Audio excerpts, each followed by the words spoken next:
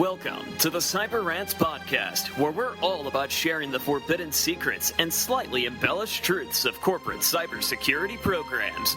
We're ranting, we're raving, and we're telling you the stuff that nobody talks about in their fancy marketing materials, all to help you protect your company from cybersecurity criminals.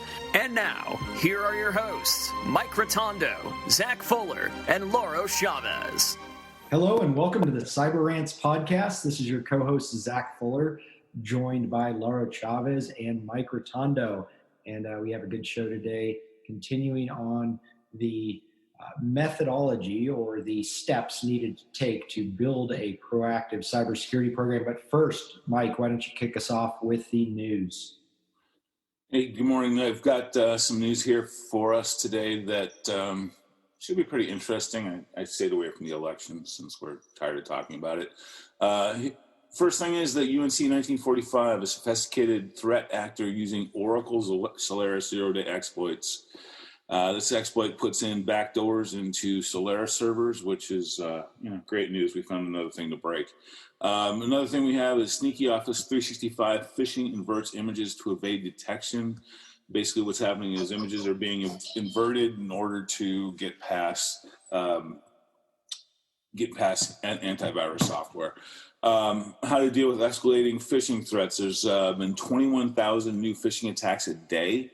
They've moved beyond the simple corporate email and simple credential stealing, so it's becoming a huge problem. Toy maker giant Mattel disclosed a ransomware attack. Yep, they're going after your toys. This is back in July that it actually happened, but they're just releasing it now. Emotet detection surged 1,200%. That's always good news. Particularly hitting the Pacific area, Japan and Australia are noting the largest increases, but it's coming to the U.S. BEC attacks increased in most industries. Invoice and payment fraud was raising by 155%. That's always, good news as well. They're still going after the businesses. Office 365 is still the primary conduit for that. This is out of the Arizona Members Alliance. China and other foreign governments are using professional networking social media sites to target people with U.S. government security clearances. So they're attacking through LinkedIn, Facebook, etc. So be real careful with your social media. This comes directly from the FBI. The FBI shares technical details on Iran's fake Proud Boys emails. It's pretty detailed information that the DNI shared about how this is all done, attached to a DDoS piece as well. So it's a pretty good read. WordPress has finally patched a 3-year-old HiSev RCE bug. This is finally done. It's been out in the wild for 3 years, but WordPress has finally patched it. Phishing gangs are using Google Drive to trick people into visiting malicious websites. This was found by Tripwire. It's an interesting read as well. There's instructions for this one coming out in Russian and in English. And that's all we got for today. So, Lauro, anything up with you with vulnerabilities?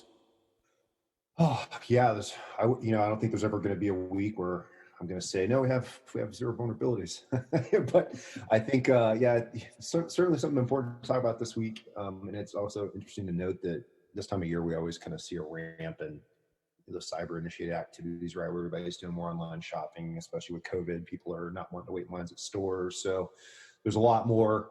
I'd say electronic misbehavior happening during this time of year. So just be wary of the coupons and things that you receive from retailers and in your inboxes. Make sure you validate those through the website before you click and open those. So if you have an account, you should be able to log in and see if you've been credited anything. In any case, for vulnerabilities, to kick it off, I guess if you're running Firefox or Thunderbird, make sure that you run a patch. There's a big collective of patches that are out for these pieces of software that are very common for web browsers and email, and some pretty scary stuff in there. But I really want to talk about the Oracle WebLogic server remote code execution vulnerability, unauthenticated mode. So if you remember, maybe from October, Oracle released essentially that their WebLogic server was vulnerable to a pretty serious attack scenario that was a proof of concept by a researcher who goes by the handle of Jang.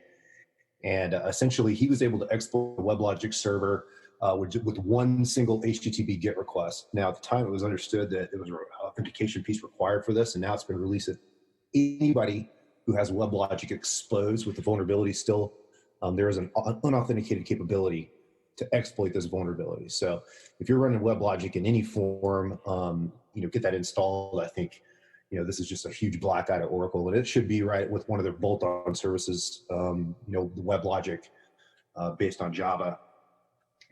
And, follow an SDLC. It's just as simple as that. This should something this year should have been something that was caught in development phases for these guys. So I don't know that Oracle, as large an organization as they are, having an excuse really to pull off something this large. I mean, it's just as unexplainable as something for Microsoft is, like the blue line of exploits.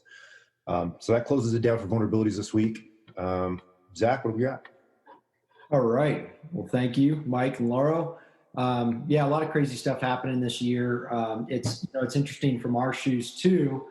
In the business with Silence Sector, we are just seeing a massive influx of business this time of year, and it's always happened, right? I mean, that's kind of Q4 is busy for everybody in our industry. It seems that a lot of cybersecurity and compliance initiatives get pushed to the last minute, right? And then they need to be finished before December 31st, and there's budget restrictions or budget considerations around that. And then at the same time, people are planning for next year. So our series here is right out of our books, our book, Cyber Rants, of course, available online on Amazon.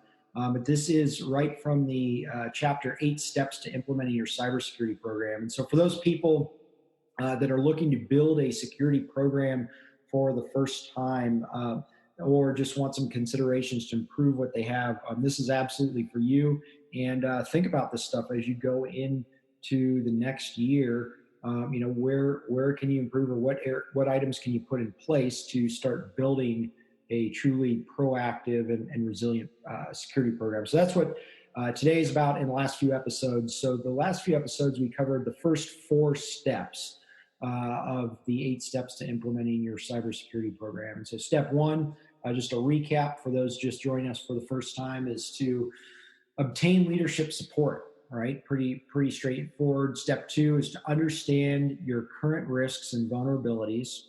Step 3, define a path to a proactive posture.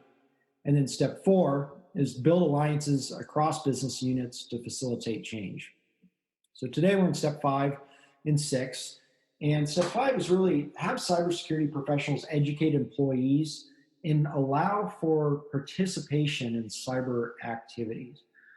So in other words, security professionals shouldn't be just kind of working in a vacuum or working in a bubble in a dark room somewhere. They should be active in various areas of the business, helping to educate, empower, and train both technical and non-technical people, right? It doesn't really matter because everybody in the organization has some piece of the cybersecurity posture that they need to maintain, regardless of what they're doing. And so we've talked a bit about training programs and such, but in this part, we go a little bit more in depth in terms of getting in with HR and connecting, make sure the messages resonated and so on. Do you guys have any experiences you want to share on this, or any examples or any tips that you want to provide our listeners? Yeah, sure. I mean, I think, I'm sure Mike and I both have quite a bit to say about this area. I think one of the important things to note is that the message of security needs to be, kind of echoed throughout the whole organization to be successful, right? Everybody's on your team, right? All the employees, sales, call center, doesn't matter what components of your business are there. They're all a part of the security team. So I think one of the most beneficial things I think I can talk about in retrospect of some time spent in various places was that one of the marching orders from cybersecurity and leadership when they decided to have that support for cybersecurity program and make that proactive throughout the organization, they wanted security now inserted into certain key pieces of the business. So the business was writing internal applications that were big, massive enterprise level applications, and so that that architecture review for the web app was, had security architecture that was represented in those meetings. And, in those whiteboard sessions where they were talking about, adding on new bolt-on components or any custom enhancements that the customers were requesting.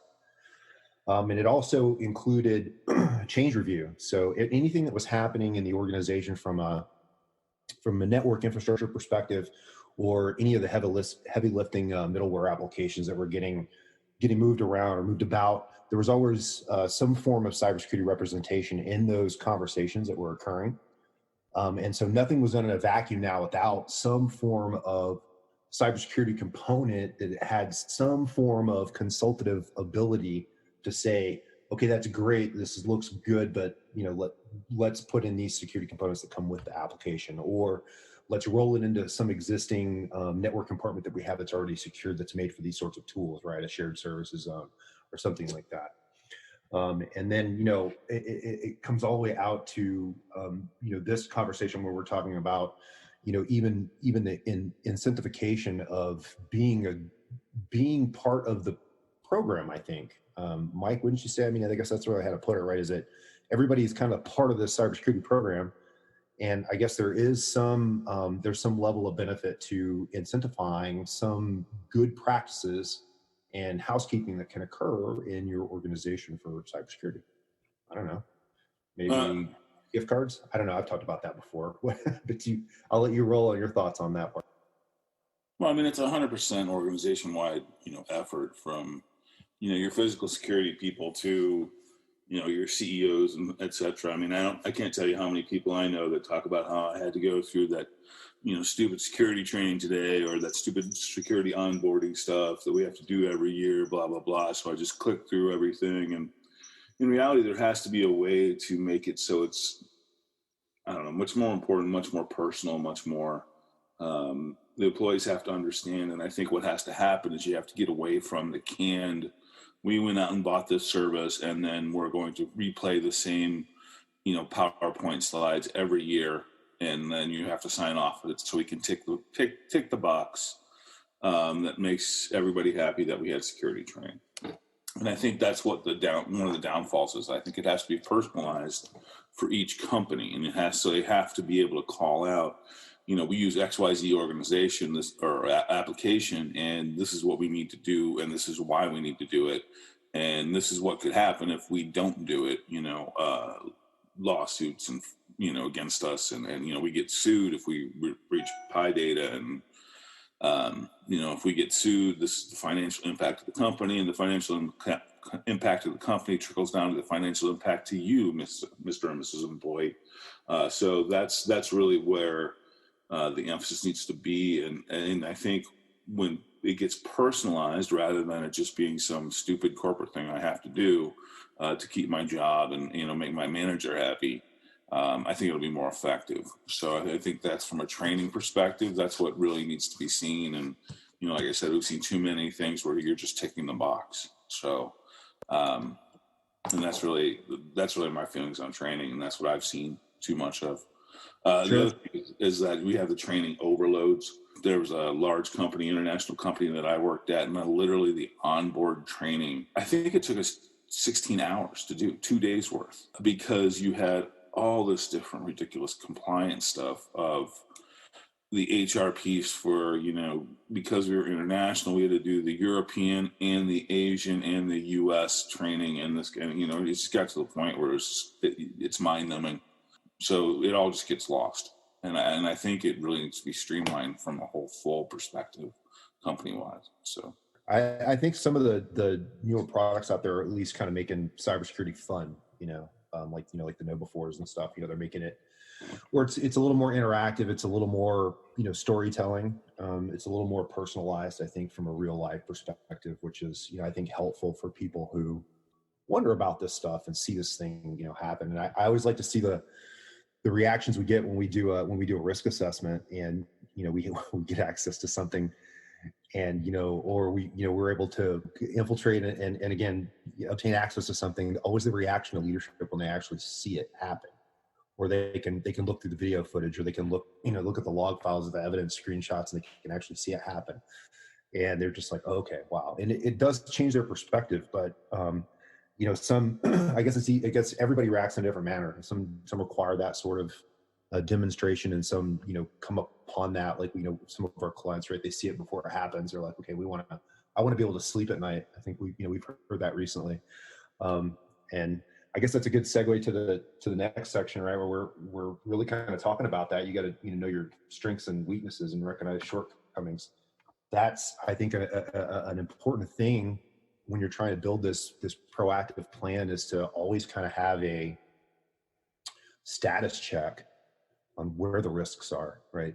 What new changes are happening? What new, just the continual scanning, I think, is pivotal in making a huge difference. But you can't just scan. You have to analyze the scan. You have to actually look at the data. You have to understand what's happening, right? Why these things are happening, why these things are occurring on the data that's coming out of the scanner. And then understand if any of these are going to expose a risk to the organization based on how you've built your architecture. And so sometimes an answer is going to be yes, sometimes it's going to be maybe, right? With conditions placed, right? And then we're going to have to go through, are those conditions probable or not? So if you can just get in the basic concept, in this case, of that continual vulnerability scanning, most importantly external, because everybody's scanning you.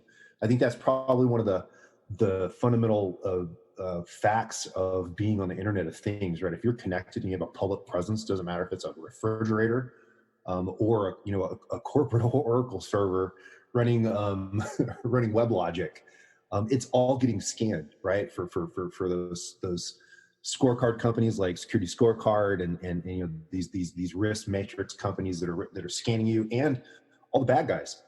So it's inevitable it's going to come up. It's better that you know what's out there on your public facing pieces first and foremost before anybody else finds out. So when changes happen, if you're running scans nightly, when the dev team makes a change, you're going to be able to look and see if something else happened.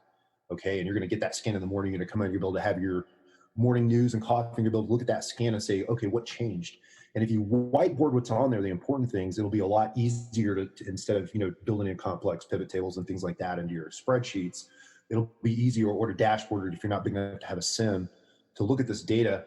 It's simple. Put it on a whiteboard, and it could be just a whiteboard that sits by you, right? I mean, you don't have to be a Fortune 50 company with a massive dashboard capability and all this log parsing where you can just look at a dashboard. I mean, that's great if you have that sophistication and you're listening to this, but I mean, I think a lot of the organizations are probably not to that level. And whiteboard it, look at it. At least you'll be able to understand what that exposure is, and then you can see what the changes are. And I think from there you can then look at the rest of the risk assessment. But I'll always say that just because of what parts I play in the organization. So I don't know, Zach. And let's not forget too about the strengths and weaknesses of the team, right? Because really nothing happens in cybersecurity without the people behind it. And so, for example, one of the things that we'll do for clients is go in and assess the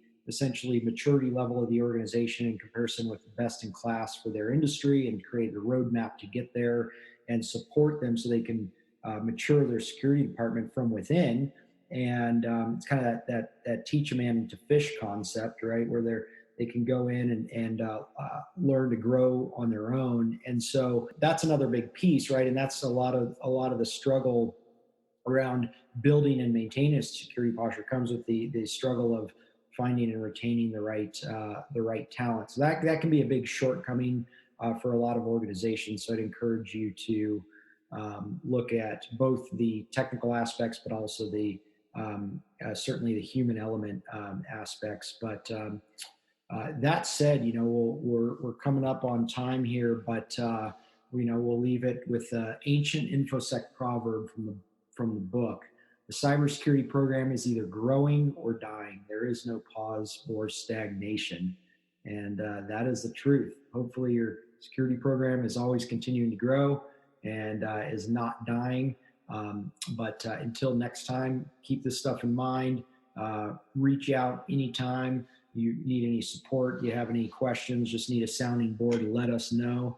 And thank you for joining us. Have a great day. Pick up your copy of the Cyber Rants book on Amazon today. And if you're looking to take your cybersecurity program to the next level, visit us online at www.silentsector.com. Join us next time for another edition of the Cyber Rants podcast.